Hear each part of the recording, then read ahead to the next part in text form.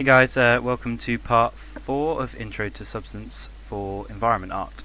So in the last episode we finished this brick material, so I wanted to quickly sort of wrap some of that stuff up with a new kind of concept which I was sort of going to introduce at the start of this video, but it makes sense to sort of showcase it with the brick material itself. So that is actually exposed parameters. So what I've done here is I've just simply made a new graph and dragged the brick texture into that and connected it up, so you can see the brick node and its finished kind of material. Basically, I have done a little bit of optimization in the graph itself just to make this a little bit speedier for the video, but all I've done is expose a parameter here which, if I click the true switch, will turn on some cracks, and then if you give it a sec it will update and the cracks will appear on the brick. So that's it's a super simple concept, but what it allows you to do is give you variation within the same materials and make a completely different material from the same graph basically. So I'm going to utilize that kind of concept sort of later on in the video, because basically what I want to do is sort of set up an asset which is going to be textured using a load of different materials and material IDs, kind of how I would work if I was working in Substance Painter, but actually in Designer. And one of the ways I'm going to do that is by having a load of base materials that connect up and plug into the different material IDs, and it helps to have, when you're setting up base materials, to have parameters that are exposed.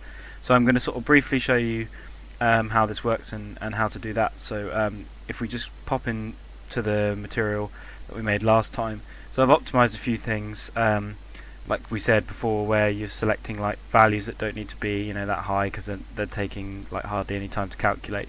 So that sort of saves on resources a little bit, and allows you to sort of the graph to run a bit smoother and things like that. So I mean, obviously if I was doing this from scratch I might have been a little bit more considerate of those kind of things, but obviously for the intro it was kind of fine to work how we did. So yeah, so what I've actually done is, this is the cracks node here, and I've added what's called a switch. So I'm just going to show you how to actually set that up. So if you type in the switch, you've got various different ones, but you've got a multi-switch which allows you to switch between several different parameters, and then just a single switch. So I'm just going to select switch grayscale, and what that actually does is it allows you for 2 inputs, and then all that this does is switch between the two options basically. So if I select the cracks as the first option, and then this is all I've kind of done here actually, so I'm just going to illustrate how I set that up, and then I plug that in to the original blend. Obviously that's going to, by default, that's going to have those things on, and then all I've actually done is have a uniform color which is just set to white to plug into the other option, and I've pressed D to actually just dock that in there, so that keeps it nice and tidy, and it's sort of easy to show how that's actually going to work. So if I delete this node here, then you're back to kind of where you started, and if I flick that switch, the true will kind of turn on and off basically. So that will bring in the cracks or take the cracks away. So it's a really simple concept, but what you can actually do to get that parameter available in the graph, when you sort of go up through the levels, you can click this little button here, or the one next to it, sorry, and hit expose. That will expose the parameter, and it gives you the option. So if you were to go from scratch, you can create a new input and choose. So this is obviously cracks, and then it's a switch, so I'm just calling it basically what it is. You can rename this later as well, and then you just hit OK, and then OK again. And if you double click off of the node into the graph, you'll see your exposed parameters in here. So your input parameter here is basically what controls like your parameters in the actual graph. So if I made a couple more versions, you'll sort of see them appear, and then the outputs are what the actual graph itself is doing. So you can see here, like, you've got these are your outputs, so your roughness and your metallic and everything. But yeah, so the one we want to focus on is the crack switch. Obviously it's been named to what I called it when I first set it up, but I could rename that if I wanted to change any settings. Then in terms of everything else, sometimes you'll find you'll have like values in here, like default values, So you can see here, like, that's set to true by default. So if I wanted it to be the cracks to be off by default, I could just click that to change it, and that will just update basically, and that will be my default setup. Then I can also add it to a group. So if I was doing a load of stuff that was to do with cracks, I could just call that cracks. And then you'll see when you go, if we go into this one which we sort of just made, if I click on that, you'll see that you've got a group here which you can expand, and then you've also got the switch. So that's pretty much it. What you can actually do, if we go back again, so that you noticed how that's sort of named switch. That's because if we click off of this and scroll down, the label is what you're going to get, is actually what you're going to get in the sort of view up one. So if we just save that and go back to here, you'll see now that this is called crack switch. So I'm just going to give you another example of that, so you can kind of see an exposed parameter. So probably one of the easiest ones to do would be, and I'm actually going to show you, you can expose kind of two things at the same time. So that's kind of handy to do as well. So we're just going to have a look at this, and we're just going to pick one of these things. What I wanted to actually play around with is the pattern type, because you can choose different things, so it will be like super obvious when we change it. So I'm just going to hit expose again, and then I'm gonna leave that actually how it is. So pattern type's fine, and then I'm going to select the same one in the other tile generator and just expose that as pattern type as well. So when I change that value, it's going to change it for both of these things, which is good, which is really useful if you've got a couple of different things set up. It's really handy to have that as an like the two values exposed together. So if I go under pattern type, which was what we had before, so these are all the parameters and its values and defaults and stuff. So if we just we'll create a group, and we'll call that pattern, and then this is the pattern type. So that's easy to sort of change now. So then if we just give that a save and jump back over to Bricks test, and then we'll select the node, you'll see that if you expand pattern type, you've got the type. So you can actually now just switch, and this will, it might take a second or two, but it will update with the new pattern, and it's probably going to look horrendous, but you can kind of see how that would actually work. So it's just expanding on those types basically. So you're getting completely different variation. Like there's something kind of strange about some of these textures, but it's interesting that like even just from that brick texture, what you're actually getting from just like a couple of exposed parameters basically. So you're getting completely new, completely different textures actually from something that was never really intended to be anything like this. So it's kind of interesting to sort of see that stuff. So yeah, that was kind of, I wanted to just give a very brief sort of overview on how to actually expose the parameters themselves, because that is kind of an important first step into the sort of like what we're going to work on next. So yeah, I'm just going to sort of save what we've got here, and then I'll move on onto the next part of the tutorial basically. So we'll just close these couple of things down, and we'll start with a new graph. Yeah, so I sort of changed my mind. I'm going to open an existing project that I actually made to illustrate the example of this like multi-material thing. So basically all this is a project which has got the chair in that I'm going to use as an example, and then the mesh maps which relate to that, and then all I've done is make a base material and just dragged in a couple of the maps, which I'm gonna drag in the rest as well.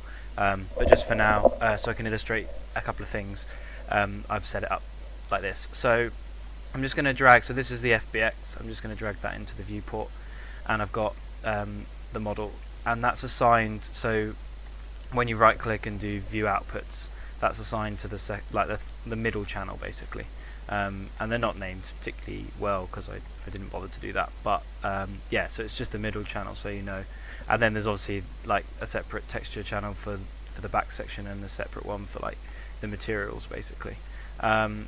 So yeah, we'll just move the light around so you can see what we're doing. But you can see that at the moment all that is a flat color, and it's got some of the normal information basically. So I'm just going to adjust the roughness so I can see what I'm doing a little bit easier.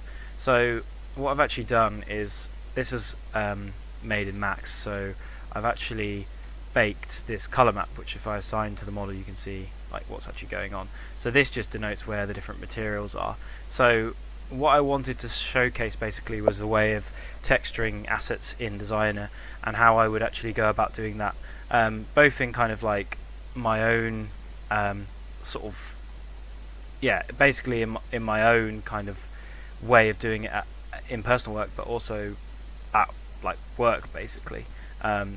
So that's kind of what I wanted to showcase basically. So I'm just gonna change these back to relative to parent because they're making the size of the graph huge.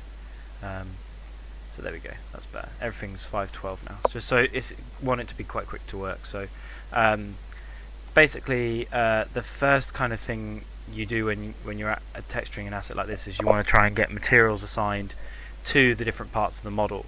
So I'm just going to grab a couple of these, like I'm going to use this base material to start with, and then what I might do is go in and make my own base materials. But this is quite good because it's got, you know, it's got a starting thing and it's got some presets which you can choose for metals and things like that. So I'm just going to choose like maybe an aluminium metal. We'll get rid of these nodes here. And yeah, so actually I'll tell you what, let's just do one from scratch. That's a bit easier, isn't it? So we'll just get base material in there, that's perfect, and then we'll select aluminium. Wrong one, that one, there we go. So, and then on the keyboard, like when you're working with materials, obviously before we were kind of working with individual channels, if you press 3 it will collapse anything that's a material from all its different like outputs down into just one solid material. So basically it just makes it easier when you're working to kind of see what's going on. So the main node which we're actually going to use is called material blend. So it's called multi-material blend. So we'll just grab one of those and chuck that in. So by default that starts kind of like this basically. And the way it works is you can blend together like various different materials with a color map to assign the different materials to the different parts basically. So if I drag that first one in, and then what we'll do is we'll start with we want a base, so we won't make this aluminium, we'll make it dielectric, and then we'll choose that's absolutely fine, and we'll make it rough just so that it's easy. And then for this one we'll keep that aluminium, so that's fine. We'll put that in here, and then we'll assign the color ID in the bottom, so you can see it's very, very simple. And then what we'll do now is we'll get rid of this and we'll just go for a straight to plug that stuff in. So you can already see you're getting something coming in there. It's wrong at the moment, but we'll sort that out. So the first thing I want to do is just so I can visualize what's going on. So we'll just have a look and see what denotes what material. So these main sections here in the model, if we have a look actually in Marmoset where we've got, this is the finished asset. So where we've kind of got this like sort of grey metal, like the aluminium kind of style metal, that is orange in the color map. So what we want to do is assign that sort of aluminium metal to that particular part of the model. So if you click on this multi-material blend, at the moment you've kind of got two options, and the first thing is what color it's taking on. So we're just going to pick we're going to select this, and then we're going to select the multi-material blend, and we're just going to color pick straight from that, and that's going to assign that aluminium onto those parts of the model. So if we just have a look at that, you can see that's kind of working. At the moment it's a bit patchy, but that's basically the settings in here. So you have to play around with the padding and the fuzziness to actually get it coming through, you know, as a solid material. So just by dialing up it to 0.1, you're going to get that coming through as a solid material. So you can already see that's starting to work pretty well. So we're going to go through. We're actually going to tweak. We're going to tweak some of these settings. So if we go to custom, this will allow us to actually change like the material. So I'm just going to go for like a bit of a darker metal to match what we had as like the reference, pretty much. So that's basically giving us that metal. So now if we just go back to Marmoset, we can see what else there is to do. So there's a plastic material on the green parts, so we're just going to assign, we're just going to copy this one here, and then we're going to set this to be dielectric, and then we're going to go for a dark plastic, basically. So you can see now it's only 2 materials, so we need to add the next slot. So we're just going to go up to 3, and then we're going to plug in this material. So that sort of comes in by default anyway, but what we want to do is change this value in here. I believe this is probably already set to be green, which is the color of the material. So if we dial up the fuzziness, we're going to get that coming through correctly. So at this stage it's probably worth just like up-resing everything a little bit so we can see it coming through correctly, because there's some sort of like screw bolts and things like that which are going to be, you know, slightly different material, things like that. So I think what I did when I was making this was I made this like a slightly lighter plastic. So we'll go for something like this. That's probably going to work for what we need, and then we can tweak the roughness down so it's nice and shiny, and maybe we'll just put the grunge in there for now just so we can visualize what's going on. So you'll notice as well, like at the moment we're not actually getting the normal map come through, which is kind of throwing stuff off at, you know, initially. So we're just going to do some node cleanup, and then we're going to stick a normal combine in here, and if we expand this with 1 and choose the normal map, and then we go back and plug this one in, we're going to get the 2 normal maps come in together. So that what this is allowing us is we can have separate normal maps for all these base materials, and then we can combine it together with the actual normal map of the model. So you see now that we're getting that coming through, basically. So if you had any information in that material, you'd get that information coming through, basically. So that's a very, you know, simple thing just to explain. So yeah, now we're just gonna go through and find the rest of the parts. So we're just gonna have a look what's left in terms of colors. So we've done the orange and we've done the green. We're gonna do the pink material next. So we'll just copy this again, and we'll set the next channel up to be 4 channels now, and we'll just double click on this and then a single click back on this to select those sections. So now that's getting whatever is the rest of that stuff. So if we go back, if we plug this back into the top section, that's going to fill that area. So what we want to do is, I'm just going to reset this back to custom, and we'll take out the grunge so we know what we're doing. And then we need to go back in and dial this to 0.1. I kind of think like it'd be good if this was the default value, really. But I think actually in the reference that other metal is just a slightly different version. So if we go back and we choose a metal, let's just have a play around with some of the defaults. So let's have a look, see what iron is like.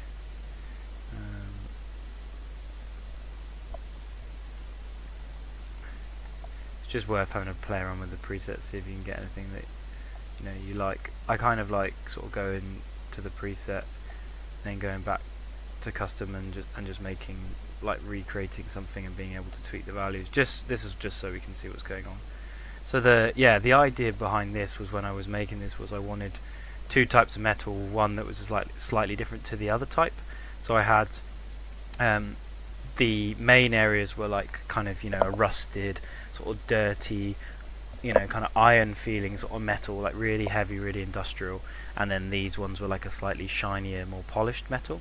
So that was just to give it a bit of material variation and separation, and then these sections were plastic. So that was kind of the thinking behind that, just so you can understand.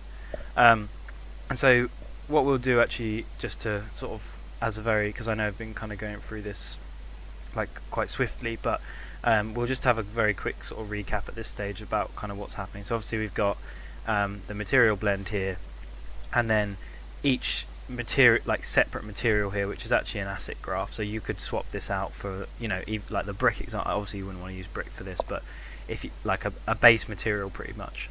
and then you plug in those different channels pretty much.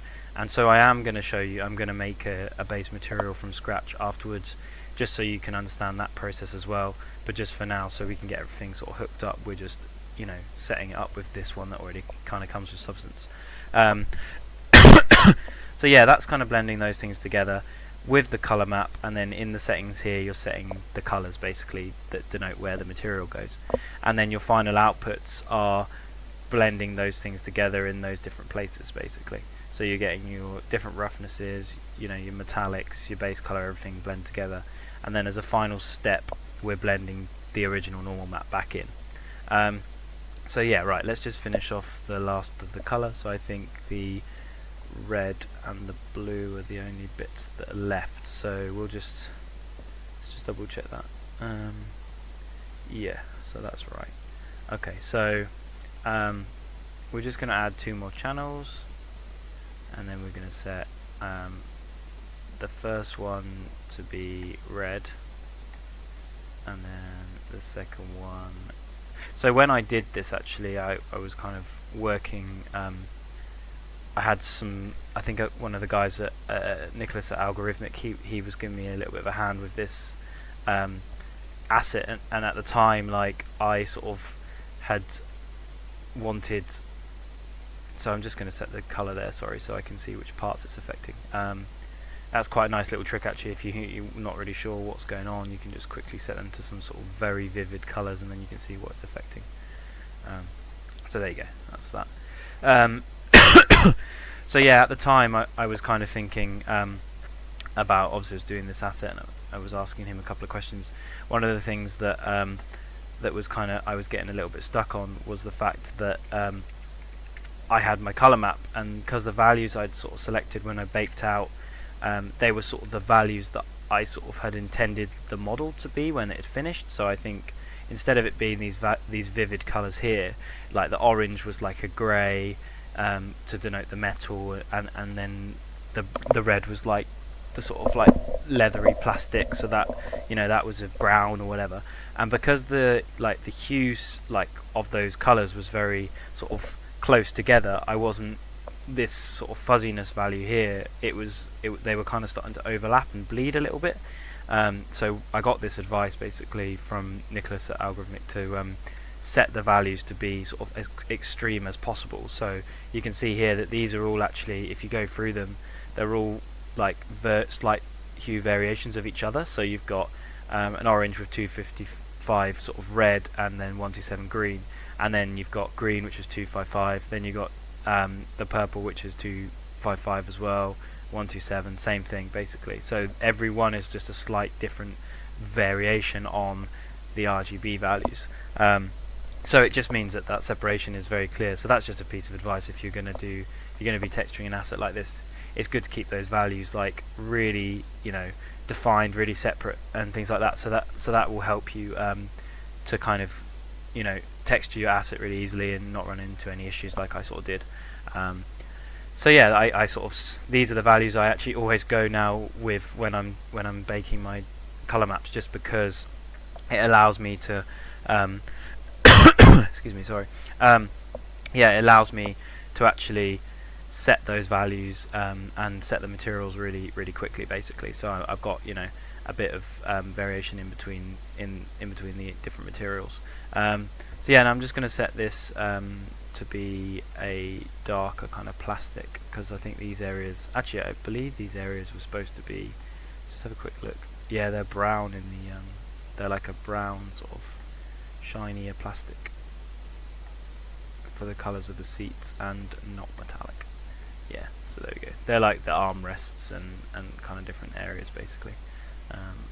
So then, and then I think the blue was the darker, like a rub. It was basically like supposed to be rubber. These bits, so not very shiny, like, but quite dark, and probably even darker than that actually. This rubber's quite dark. So yeah, that's basically how to set up some really quick base materials. So now what I'm going to do is, I'm not going to make a base material, a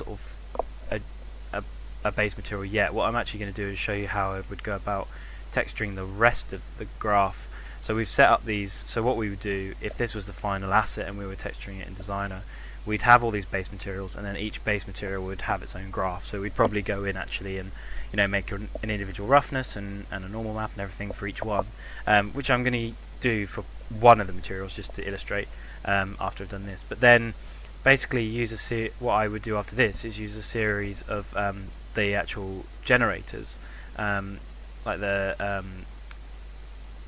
actual effects basically, so the mask generators, these which are actually, these translate over to Substance Painter as well, but what they do is they're kind of substances in themselves basically, but you can drag them into the graph. So I'll show you just a quick example with the dirt, and then this allows you to blend together with a different material using like some of your mesh map data to affect the model basically.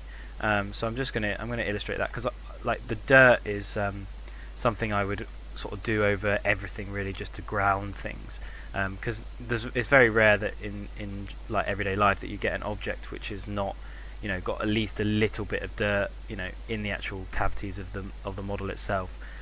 So yeah, it's just worth sort of adding that kind of detail. So you'll see that this dirt node has a couple of things. It's got a mask, and then it's got mesh data. If you press 1 to expand, you can see what maps that's actually going to take on.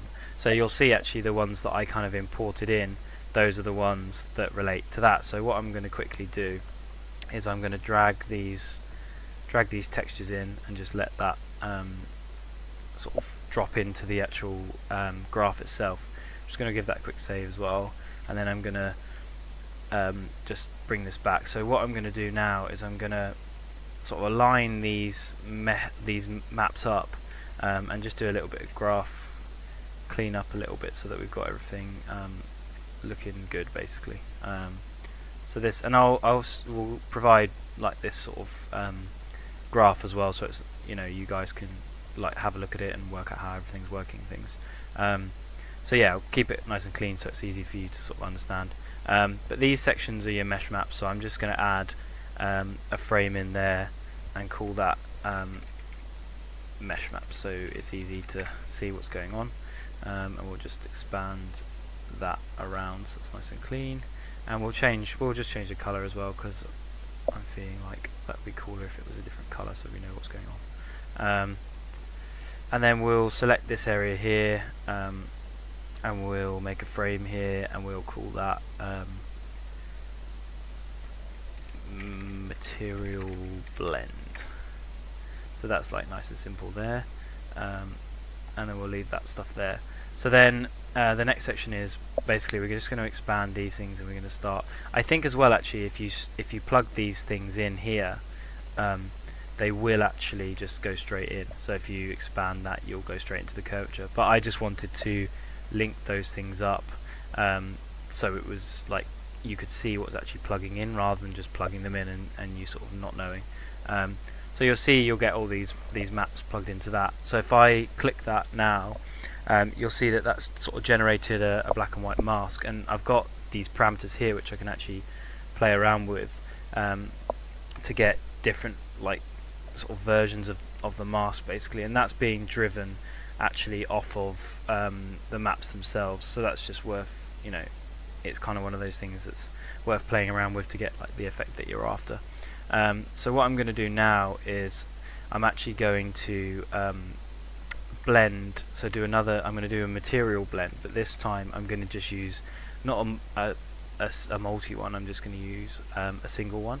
So it's basically this node, but only two. So you can't choose how many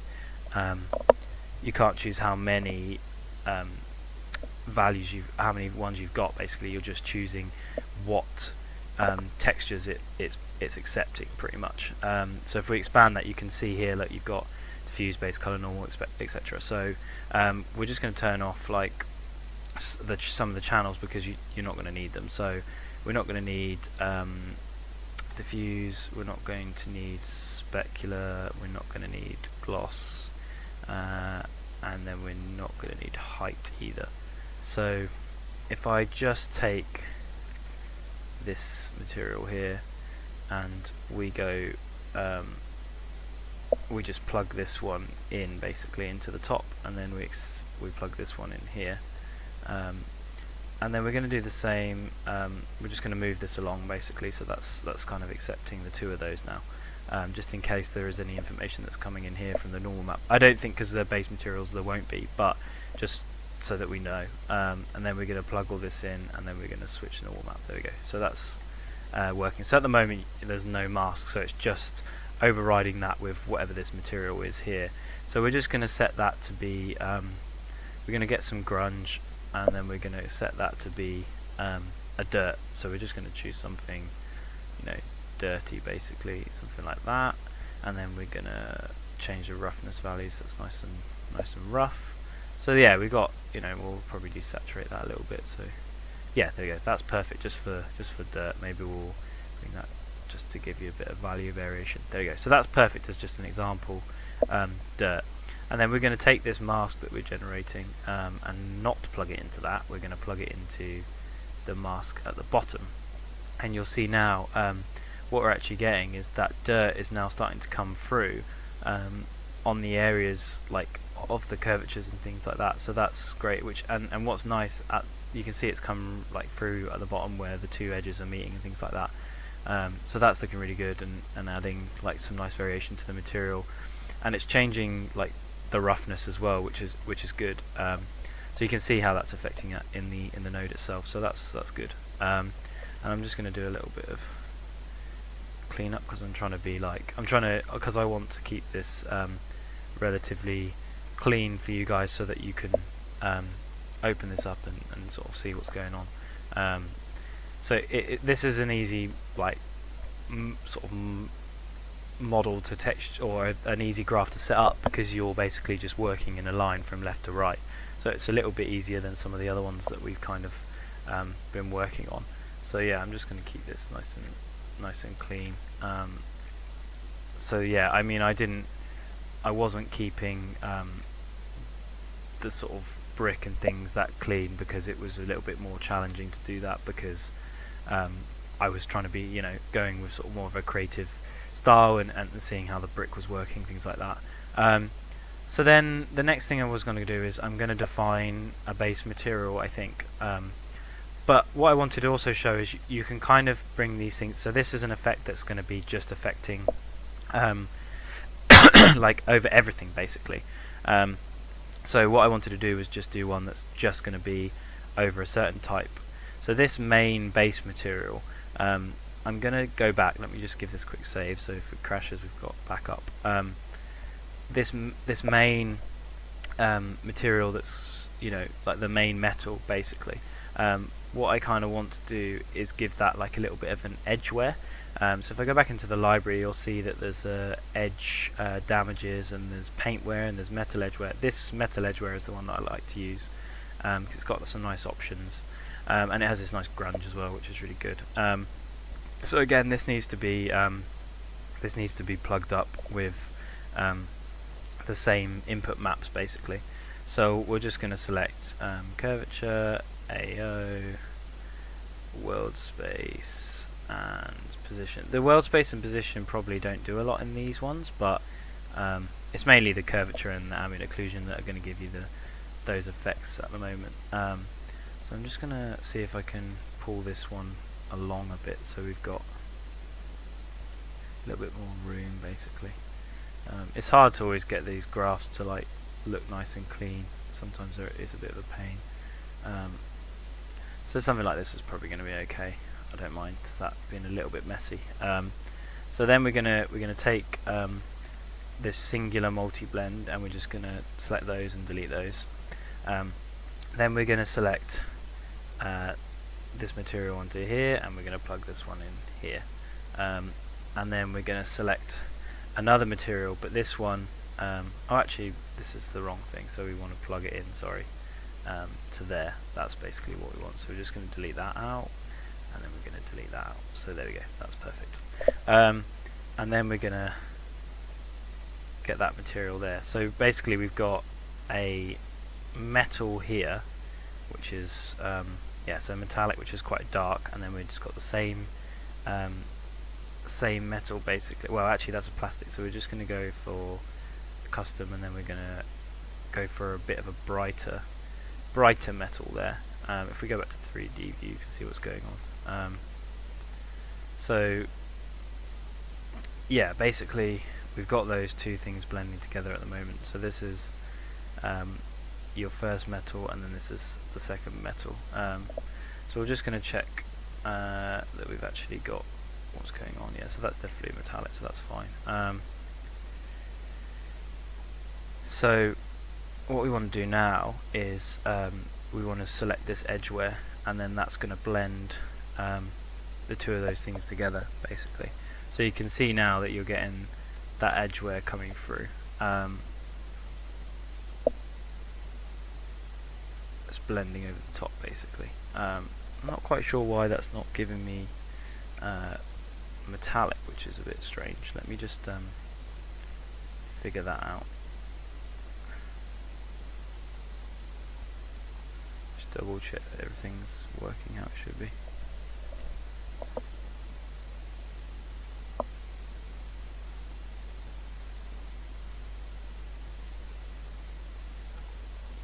I reckon the dirt's probably knocking it back a little bit or something.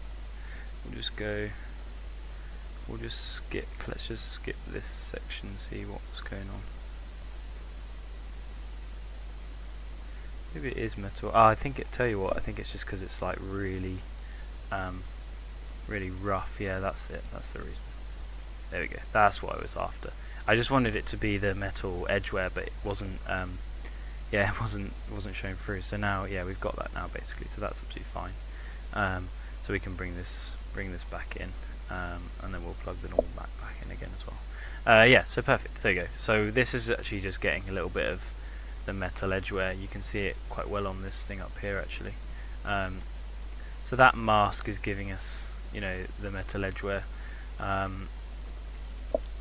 So yeah, that's just an example of how you could start to build up materials, like blending together the different masks there. So that kind of covers that section. Now to sort of move on to the next bit, I'm basically just going to show you how to do a very quick base metal material, and then I'm going to sort of show you how to plug that in. So we're just going to rename this graph to be the sort of overriding graph. So we'll just call this seat final. So there we go, so that's fine. Then we're just going to make a new graph, and we're going to call this one base. Actually, let's just call it CGMA seat base metal. There we go. So now we've got another material basically with various different parameters in it. So we'll just give that a quick save. So what we want to do now, and this is actually where I'm going to show you some of that exposed value stuff, which I sort of started with because I just want to be able to, I'm going to use this base metal to do the other sort of metal as well, so you'll be able to see how that could kind of, you could get away with just using one graph for that, and it's going to cut down, you know, how this is actually working. So yeah, let's just sort of zoom in on that so you can see this is all kind of working quite well at the moment. So yeah, let's start with a uniform color, and we're just gonna, let's just go back actually to a rounded cube, and we'll view what's going on in here so we can actually work on the metal. So we're just gonna, we'll set that to black, and then, well no, actually sorry, we'll set that to what we want the value to be. So let's just go for 220 for our base metal. So they shouldn't really need to add a lot into this, but when we do, we can expose the parameters basically. So we'll copy that, and then we'll go for grayscale here on the metallic, and we'll set this in here to be completely full white, and then we'll sort of work as a, what we'll do now is we'll just get a normal color. That's the wrong node, sorry. I'll just give this a second while it's catching up. So yeah, normal color, and then we can just plug that in, so that's just going to give us like a flat value basically. So we'll set like these things in here to be absolute. We'll keep them like down as like pixel colors because we don't need them to be like massively large, and the same with this one. The main work of this in this texture is just going to be in the roughness, just to give it a bit of variation. I'm not going to go into too much detail, but it should just give it a bit of variation. So the first thing I'm going to do as well is I'm actually going to expose this value. So we'll just do what we're going to call this is metal color, and we'll hit OK, and that will expose that value now. So if we go back to the seat and then we drag and drop this base metal in, and we can actually, what we can do now is we can select this metal color and we'll just pick this from here and we'll plug this in. So we're going to get the same thing. So you can see here actually that this brings up an interesting point, is that it's actually the base color that it's plugging into is it's saying it's actually a grayscale value when it shouldn't be. So if we go back into the graph and we go back and change this to color, I'm not really sure why it said default, but that's absolutely fine. So we'll just go back, and now you'll see that's kind of got a red error. So if we delete that and then we'll reconnect, then now you can see that that's accepting that as its color input, and that's working absolutely fine. So yeah, there we go, that's fine. And then what we'll do as well is we'll copy this value here, and we'll select the we'll go here and we'll select this basically, and then we're going to expose. We're probably going to end up exposing the roughness basically as well. So yeah, there we go. So yeah, that's working absolutely fine as well. And we've basically just collected that up to go back to what we had before, and we can drag in the seat if we wanted to check that that's all working. So we're just going to hit view outputs in 3D view, and then we're going to have a quick check and see what's going on in here, because we've got some. Oh, I know why that is. So there's nothing in the roughness at the moment, which is making it black. So if we just go back into here, and we'll just chuck a value in there just for now, so that we can see what's going on. So there we go. That'll go back to how it should be. So if we go to here as a default, then you're getting like it coming in as a shiny metal basically. So that's working how it was working before basically. So I'm actually gonna go back as well, and I reckon there's some sort of issues there with the fuzziness, because it's getting some sort of pixelated value kind of coming through. So I just want to have a look at that and see if I can fix what's going on there. So I think it's the first one. So we'll try 0.2 and see if that's interesting, how it's kind of coming in as fuzzy. There we go, that's better. So we'll just push that value a little bit, and that gets rid of some of the graininess now. So yeah, perfect. Right, now we'll go back, so we'll just collapse that again, and we'll go back and actually start to edit now that base material. So we'll come back and we're just going to reset the viewport and get like the geometry sort of back to a cube, and so we can actually see what we're working on, just so we know. So this is like our base aluminium at the moment. So I'm just going to go into the library and I'm going to find a couple of noises. So we'll start with, I think, the moisture. I quite like using the moisture noise for stuff like this, because it's just a nice grunge that just seems to work quite well. So there we go, this is the one. So we'll chuck that in to start with, and then we'll just see that just add some nice variation in the roughness. So then we'll get a histogram range in there as well, and we can sort of pop some of these values down a little bit, and we'll probably go down actually, so it's kind of generally quite shiny. Yeah, so that's quite a good base, I'd say. I'm actually just gonna, like, it's gonna really bother me if they aren't like 0.15. I don't know why, just a weird sort of thing. I don't know. So yeah, like that's definitely working as like a really nice sort of base roughness, and then maybe we can have a play around with just getting some. Maybe we'll just put some sort of scratches in there as well and see what that's looking like. So just because it's nice to add a bit of just as much as you can go, even if it's just it's subtle. It's gonna it's gonna add quite a lot into this. So we need that, but we're just going to invert so that these values are grayscale, because we sort of want these or dark, sorry, so that like it's actually going to come in over the top as like a actually we don't, do you know what, we don't want that, because it's going to mean that the scratches are shinier, so we actually want them to be rough, so we'll just go the opposite way, and then we kind of want this to be adding to the top. There you go, so that's what we want basically, and then we'll just switch these around, and then we'll dial the opacity down.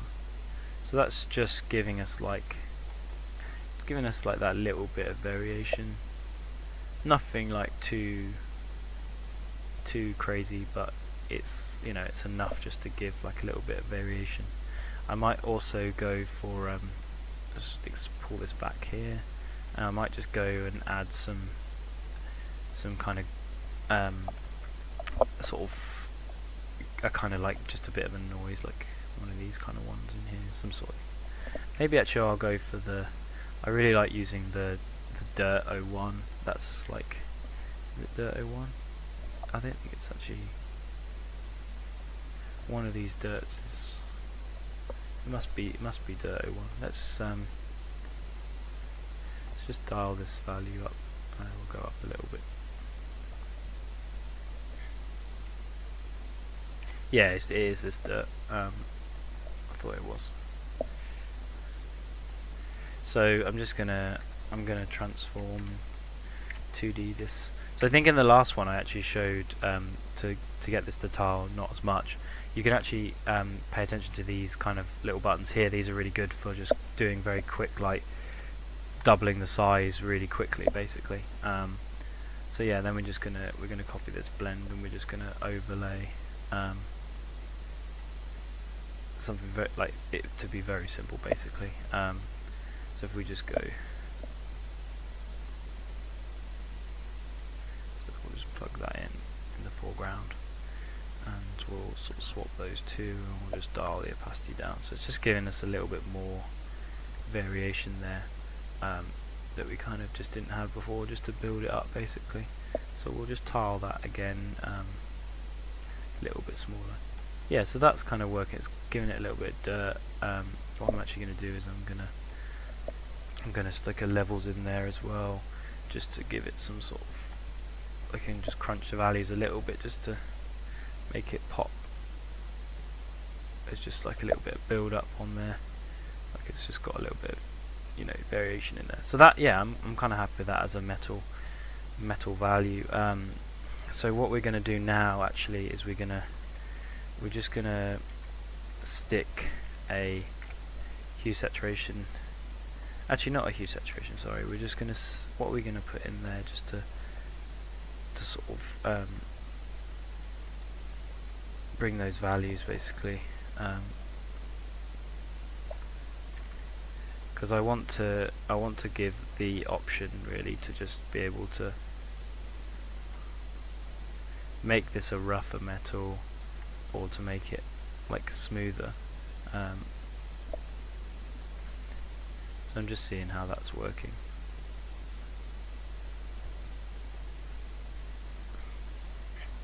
Yeah, okay, that's fine. That's fine. I mean, we could probably work out a better way of lightening and sort of, making that a bit brighter and stuff. I mean, to be honest, actually, we probably could go for let's just have a play around actually very quickly. So, oh, there you go. There's a crash. So I'll just give me 2 seconds and I'll bring this back.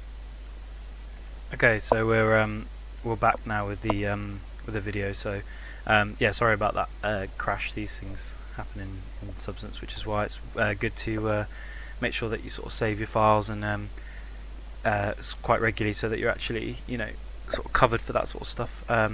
So yeah, I just wanted to have a quick play around with hue saturation, just because I know it's got this lightness value you can just dial up and down. So we're just going to try see how that sort of differentiates from, and then we'll just go back to grayscale. So if this going back and forward is easy, if you need to do that, you can basically use the gradient maps to go to color, and grayscale conversion to go to back to grayscale basically. So we'll get rid of this, and then we'll just sort of dock these things in there. That's absolutely fine. So then we're going to just expose this value here actually to be the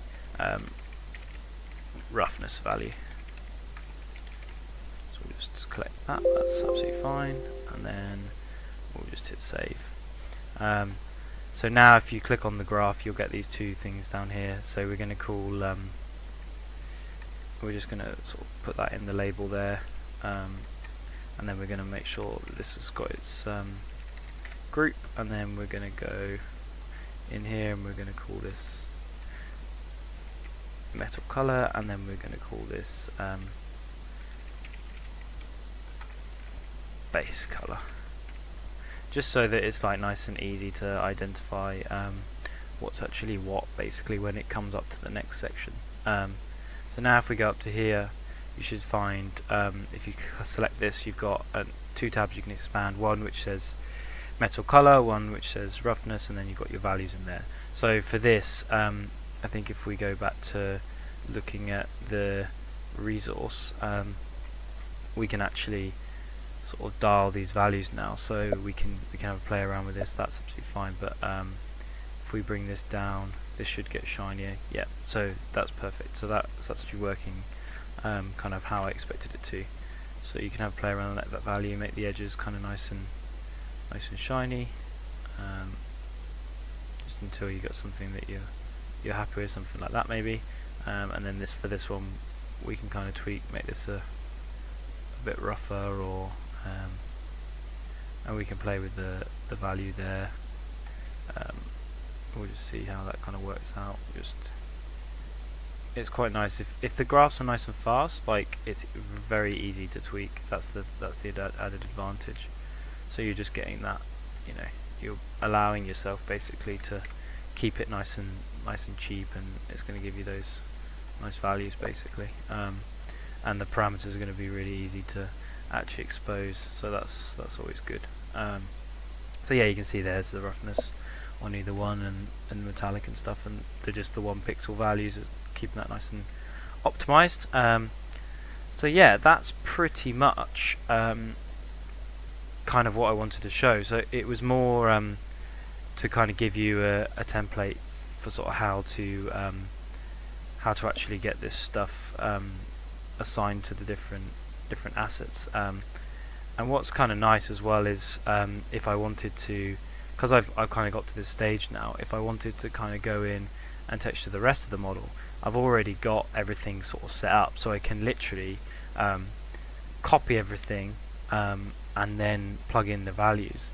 And quickly, actually, while we're on that, if you wanted to, another thing which I wanted to show with exposing stuff is you can actually you could have these as actually exposed settings in the graph. So if your inputs you're using, so if say for argument's sake I'm going to like texture the rest of this model now, ideally I don't want to have to copy all of this graph and then have to paste all the mesh maps in and blah blah blah, because that would take a little bit of time and it's a little bit of effort and stuff like that.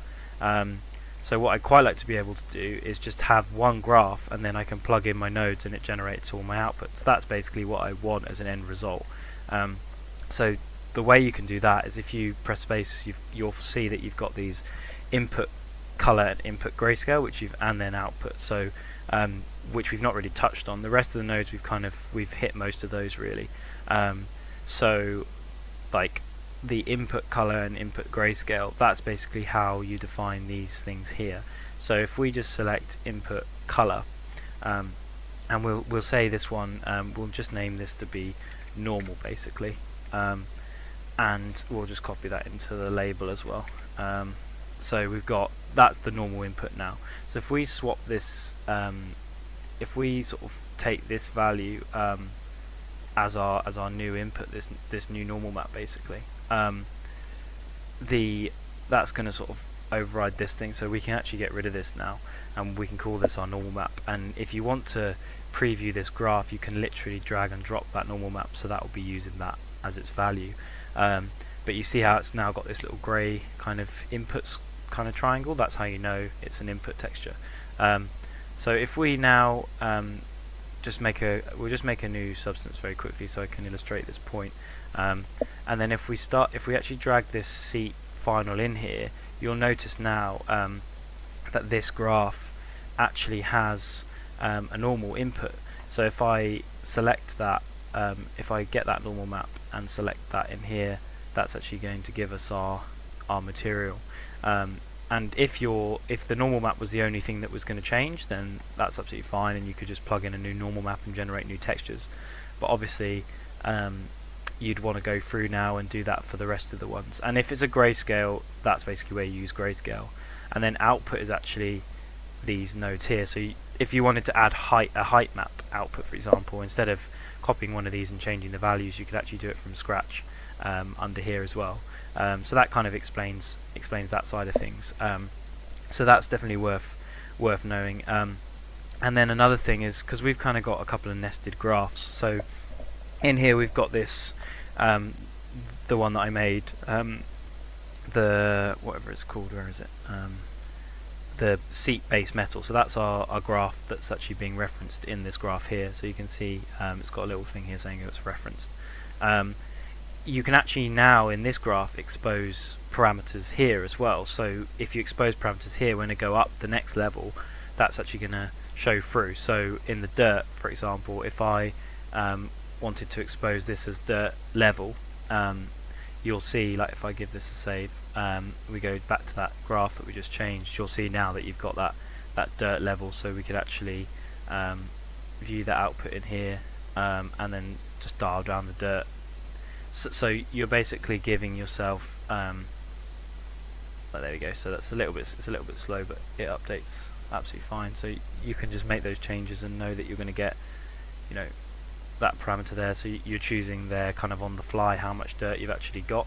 And if you publish these substances, you can actually get these things working in engine, like in Unreal and Unity and things like that. So that's worth having to play around with too. If you're going to be making like an asset which is going to be using the same sort of graphs every single time, it's definitely worth having to play around with that. So yeah, that kind of pretty much covered everything that I wanted to do. I mean, like I said when I did my first introduction, the main the main process for me at least is I don't really tend to work in this way in personal work, just because I like to have this way is very good in kind of like a production mindset, because you imagine you're going to make 100 assets and they're all using a similar sort of material.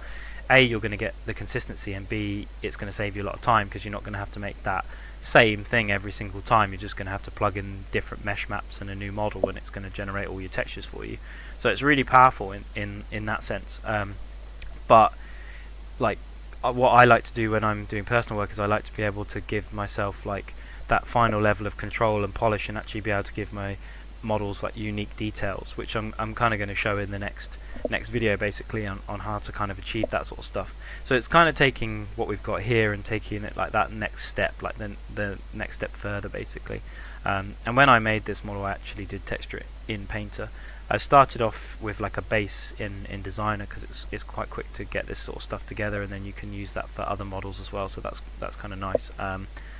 But yeah, it's obviously a lot easier in Painter to add those details. Like you're going to get like the control and stuff that you're after, which you wouldn't necessarily. You'd have to spend like a lot of time and a lot of nodes, and it's going to make your graphs kind of like expensive if you start trying to add like all that unique detail actually in Designer itself. So it's just something to bear in mind, and just the way that works for certain people. Like sometimes you might not, depending on the game, you might not actually need to add that unique detail. So it just depends really, like what you're after and kind of like what you're aiming for, basically.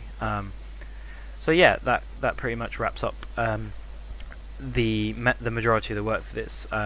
So yeah, we sort of taught how to expose parameters and values so that you can actually have access to them further up in your graph. Then we've set up a very simple multi-material graph with different base materials, which obviously we've done an example of how you could define your own base material and then plug that stuff in and expose the parameters actually within that to get variations. So like I started with this really simple metal with just some values in the or just some noises in the roughness, but then I've also exposed a couple of the parameters there so that I can easily make a variation of that with a different roughness and a different starting color. So obviously I could do the same if it was plastic, or I could even, if I was going up to here, I might start doing a leather material, which would require a bit more work and a bit more effort invested, and sort of start going along the lines of where we were when we were doing our brick material. So yeah, and then we kind of looked at how you can add details to that and blend different materials together, like on a per sort of material basis, and then how you can do that to the whole graph. So then you're applying dirt to everything, and then you're generating your final outputs, and then of course how to actually get your mesh maps working and the different sort of mask generators, and how to blend your normal map in at the end. So that kind of covers everything I sort of wanted to cover. So in terms of work, assignments, homework, that kind of thing, I'm going to provide this as an example. So it'd be great if you could recreate a graph like this from scratch, and what would be awesome is if you could actually finish off the rest of these materials. So you can either leave the graph how it is, or you can go a completely different direction with it. And what I'll probably do is provide the rest of the textures as well, so you can, if you wanted to do the rest of the model, you could kind of go as far as you wanted with it. Then you've got like a bit of freedom to assign the other graphs to the model and continue texturing it, basically. So that should give you like quite a lot to do. If you wanted to use your own model as well, that's absolutely fine. You don't have to use the one I provided. It's just so that you've got something to actually work with. But this is more, to be honest, this whole thing is more about learning how to configure the graph, getting that all set up correctly, making some base materials. And it's kind of nice as well to sort of see, when you're making these base materials, actually what you put in them and how expensive they start to become quite quickly, because you'll end up with these big graphs where these sort of base materials are defined, but they start to get quite expensive. So it's just worth paying attention to that sort of stuff, and seeing what that actually does to your graph and how expensive that kind of like becomes as a result of that. And then kind of what you can get from these mask generators, I guess, and having to play around with those as well, and just going sort of the way I've always seen it in terms of Substance Designer is you're getting to an 80 to 90% completed asset really with everything in this graph, and then if you want to add that unique detail, you might have to go a little bit further, but you're basically getting a really, really good starting base, at least as far as I'm concerned, for my assets, all sort of procedurally as well, just from the mesh maps that you've kind of baked. So yeah, that's kind of it. So hopefully that all makes sense, and you can kind of get on with the assignment and the work. It would be nice to see. What I'd really like to see actually is like this textured in like a completely different style. That'd be really cool. Or like I said, one of your own assets, and then you can kind of do what you want with that, I guess. But the main thing is to learn how to set this graph up. So as long as you've got a good sort of organized graph, and you've got some base materials assigned, then that kind of covers the assignment. And if you wanted to go further in terms of like extended homework, you can either go for completely retextured, or you can go different asset or whatever you want to do. So I'll kind of leave that like fairly loose, up to you, whatever. So yeah, I hope this has been really informative.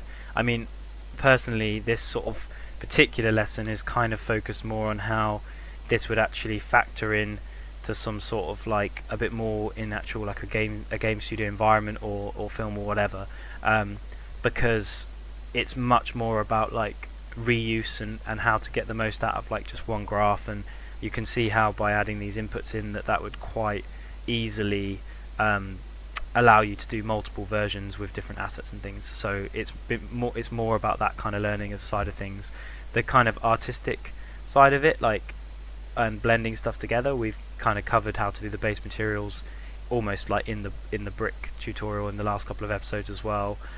So that artistic side of it is obviously, it's still relevant, to look at the references and sort of make sure that you're getting the right amount of dirt and the blending and stuff, but it's less about that and a bit more about technical side of it. So yeah, I hope that's been useful and informative to you guys. So I look forward to sort of seeing you in the next episode, where we're going to have a look at moving on to Substance Painter now. So we've kind of covered the majority of the work I wanted to sort of cover as basics for Substance Designer. So we're going to jump into Substance Painter next week and sort of texture some stuff in that, which will be really cool to see. And then we're going to sort of do a presentation sort of shot with the brick material and what we do in Substance Painter.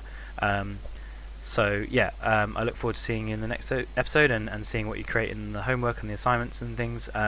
So until sort of the next episode, yeah, I hope you found this tutorial interesting and stuff. So I shall see you next week. Cheers.